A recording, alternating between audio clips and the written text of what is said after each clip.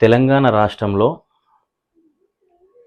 ఎంతోమంది యువత ఉన్నా కానీ జిల్లాల వారీగా గ్రామ స్థాయి నుంచి కూడా ఎంతోమంది యువత ఉన్నా కానీ మంచి మంచి చదువులు చదువుకొని ఉన్నా కానీ వారి చదువు తగ్గ ఉద్యోగాలు రావడం లేదు.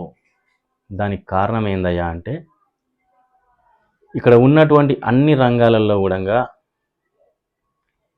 ఉత్తరాదిలు వచ్చేసిర్రు. మనం చదువుకున్నటువంటి చదువుకు సరైనటువంటి ఉద్యోగాన్ని లేక ఇవాళ యువతంతా కూడా ఆన్లైన్ యాప్లలో పనిచేస్తున్నాం. ఈ ఆన్లైన్ యాప్లలో పనిచేయడం వల్ల వీరికి ఎట్లాంటి హెల్త్ ఇన్సూరెన్స్లు ఉండవు, ఏది కూడా వర్తించదు. నీవు పని చేసుకున్నంతసేపు చేసుకోవాలి, లేకపోతే నువ్వు ఇంట్లో ముదురుకొని పడుకోవాలి.